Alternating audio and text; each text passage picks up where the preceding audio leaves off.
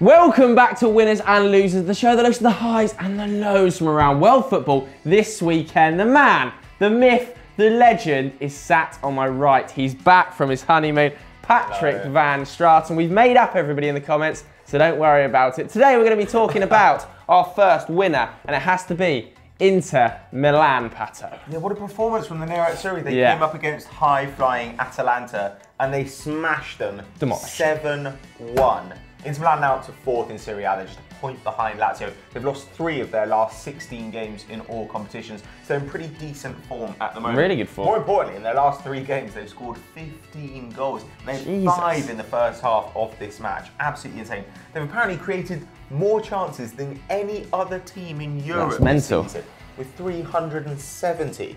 However, they did only have 8 shots on target in this game, and 7 of them went in.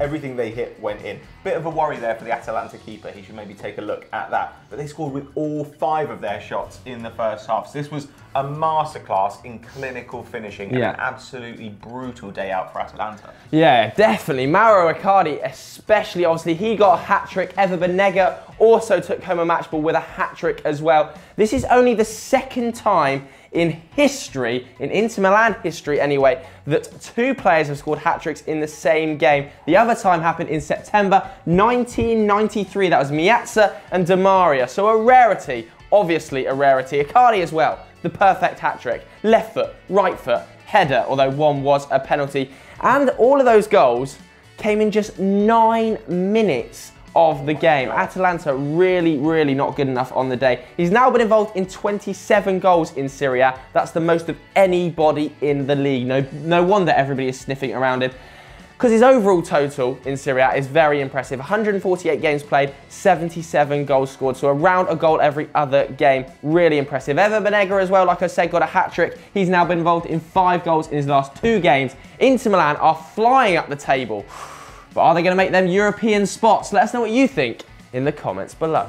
Our first losers of the week are Paris Saint-Germain. They went into their Champions League fixture against Barcelona thinking that they'd have a stroll into the quarterfinals, but something unbelievable happened. Oh, they made history, Pato. Barcelona beat them 6-5 on aggregate, 6-1 on the night, overturning a 4-0 first leg deficit. That's the first time that has happened in history. Me, and I'm sure everybody at home, was dancing around their living room like Billy Elliot on crack cocaine. They were 5-3 down in the 88th minute when Neymar popped up with that screamer, and then they went on to score 3 goals in 6 minutes. Unbelievable stuff. I can't even describe the match, I'll be honest. Barcelona were playing out of their skin. They were pressing so high up the pitch. The average positional maps were absolutely mental. The Barca centre-backs were so high up the pitch, and PSG centre-backs were basically on their own 6-yard line. Now, unsurprisingly, the statistics in this game are very one-sided. Barca had 20 shots to PSG's 8, although PSG missed some massive chances. Cavani had a 1-on-1, definitely should have scored. Di Maria had a 1-on-1, absolutely bottled it. Those 2 chances kill the game off. Barca also had 70% possession in this game. Every time PSG tried to get out of their box, they struggled. But MSN were on fire, and Neymar in particular really grabbed the game by the scruff of the neck, Pato. Yeah, Messi was a little bit out of sorts. His only shot on target was from the penalty, and so they needed some inspiration, and Neymar was the man. Scored 2 goals. One of them is an outrageous free kick. I mean, he has no right to put it in, and the other was a penalty, albeit an incredibly dodgy one. Luis Suarez, a horrible dive. Yes. It's absolutely embarrassing.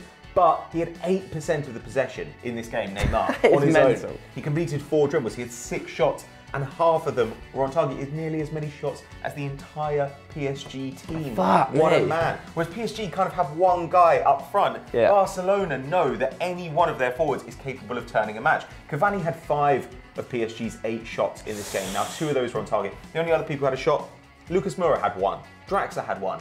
Di Maria had 1. That's simply not good enough. If you shut down Cavani, you can shut down PSG. Agreed. However, Barcelona didn't really shut down Cavani. He should have had more than 1 goal. Definitely. His goal was an absolutely fantastic strike. Yeah. And it's a little bit unfair, I think, people blaming him for this result. Yes, he could have scored more goals, but if you concede 3 goals in the last 6 minutes of the game, then you've got to blame your defence. And if you look at the touch map where you're saying Thiago Silva, like Joe says, in his own box, behind the penalty spot, that was his average position.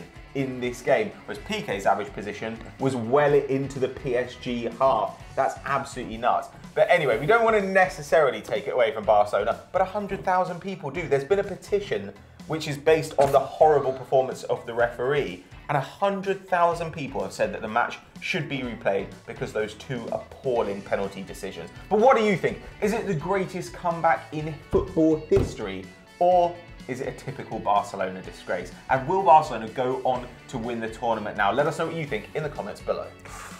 We're heading back to England for our next winner, and it comes in the form of Tottenham Hotspur.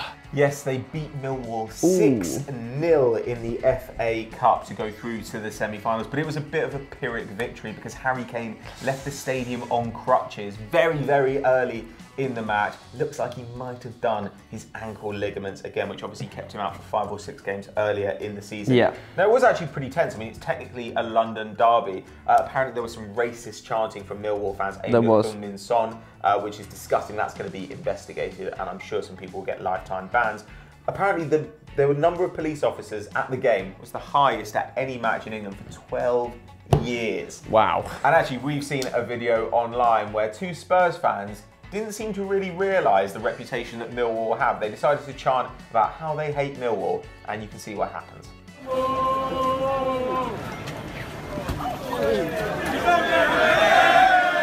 But let's turn our attention to the match. Heung-min Son bagged a hat-trick, good for him. Vincent Janssen got his first goal from open play, and Christian Eriksen netted as well. Now that's 30 appearances it's taken Janssen to score from open play. Before this, all his strikes came from penalties.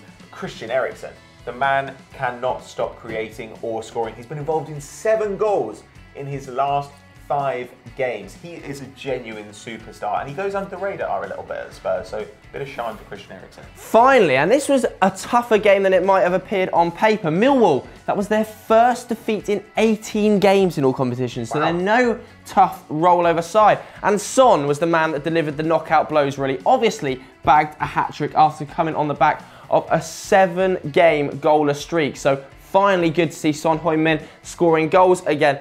He's actually got 7 in 14 games this season, so he's quite a useful weapon, particularly coming off the bench and having an impact. And in Harry Kane's absence going forward, he might well have to start playing more of a leading role. As you said, Vincent Janssen struggling for goals from open play. And he loves cup competitions in particular. He's got 6 goals in 4 FA Cup games, so I'm sure Spurs fans will be hoping that he can carry them on to a final place in the near future. He had an 84% pass accuracy in this game as well, 3 dribbles and 3 chances created. So he is more than just an out-and-out striker, as we've seen so often.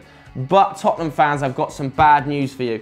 In your last 6 FA Cup semi-finals, you've lost all 6. And this year's semi-final is at Wembley, and we've seen how poor you've been at Wembley in the Champions League this season. For me, it's going to be Chelsea, Man City, Arsenal, Tottenham in the semis, and then Man City, Arsenal in the final. But who would win that game, Pato? Well, not Arsenal, obviously. Obviously, Man City and the referee will win that final. But who do you think is going to win tonight's quarter-final between Manchester United and Chelsea? Manchester United are struggling big time. No Zlatan, Rashford, Martial or Rooney. So it's probably going to be Fellaini up front. Oh, you can vote in the poll above my head, yonder. Our next losers are Swansea City. Now, they lost 2-1 away at Hull this weekend. Ooh, what a big game. It was a massive game, actually, Pato. Probably one of the biggest of the season for Swansea. True. Anyway, obviously, they got a great result against Burnley the week before, and against Hull City, they would have been really hoping to get one as well. But Hull just nicked it. Marco Silva still working miracles at the club. Swansea now sit just 2 places above the relegation zone in 16th. They are really getting dragged in quite badly. They've lost on all 3 of their past 3 visits to the KCOM Stadium. What a great name for a stadium, by the way. So not happy times there. And I was expecting a little bit more from this Swansea team led by Paul Clement. They've now conceded 61 goals this season in the league.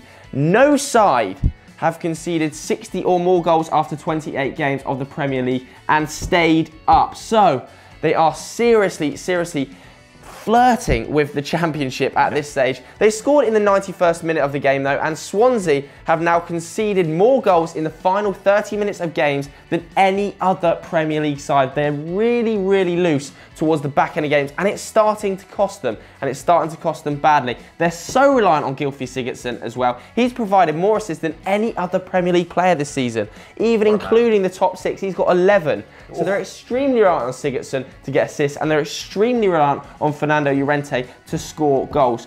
But you've got to say, Hull City will be delighted with the result. Yeah, this was a game of fine margins. It really could have gone either way. 50% possession for both parties here. Hull completed 292 passes. Swansea completed 282. Ooh.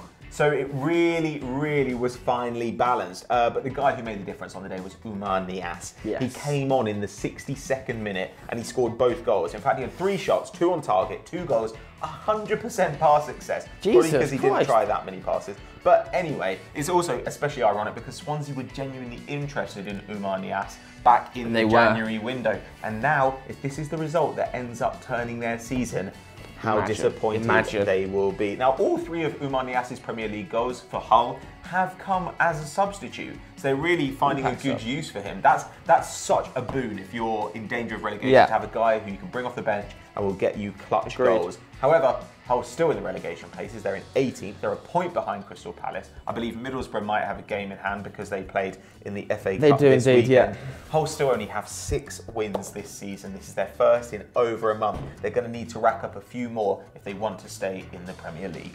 Final winner of the daytime then, and it's been a big week for Bayern Munich, Pato. Yeah, a 3-0 win in the Bundesliga against Eintracht Frankfurt, and of course that 5-1 drubbing of Arsenal in the Champions League.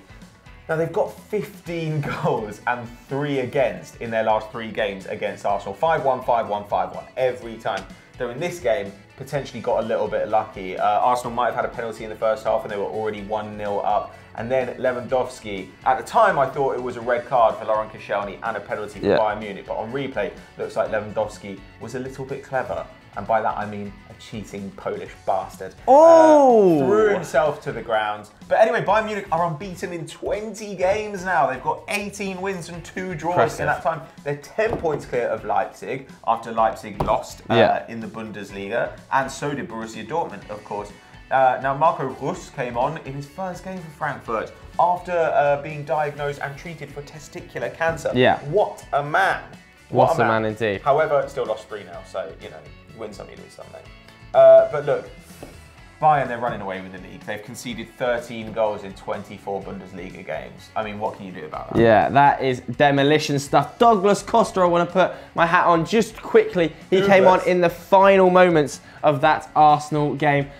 And my word, was he brutal. He makes things look so easy. That goal he scored against Arsenal, the first one anyway, when he nipped inside and then smashed it bottom left, was absolutely fantastic. He got another one on the weekend as well, now has 3 goal involvements in his last 2 games. In fact, he's actually got 7 goal involvements in his last 8 games. He's on really good form, and he's a real asset for Carlo Ancelotti because he doesn't often start, but he is such an impact man off the bench. Robert Lewandowski as well, what can you say about him? Got his 100th goal for Bayern Munich on the weekend against Frankfurt in just his 136th game. Now that is serious statistics. He's been involved in 12 goals in his last 10 games as well, absolutely deadly. And Thomas Müller finally coming into some form. Obviously, we know he started the season extremely slowly, got his 10th assist of the season. In fact, he's got 7 in his last 6 games after such a slow start. That'll be brilliant news for Carlo Ancelotti with big games coming up. It looks like Bayern are going to be walking another Bundesliga.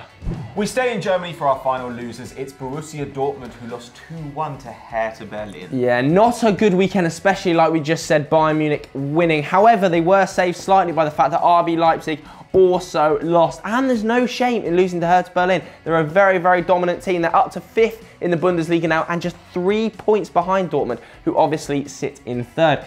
Look, under Thomas Tuchel, as you'd expect, Borussia Dortmund completely dominated the ball. They had nearly 70% of possession. They had 87% pass accuracy to Hertha's 72%. But Hertha, a real battling team, they never give up. And one man, that old bastard, I used to hate him at Chelsea, Salomon Kalou, came through with the goods yet again. He scored very early doors. He had 5 shots. He had 2 on target. He also completed 3 dribbles. So an impressive display from him. Pierre-Emerick Aubameyang scored as he always does.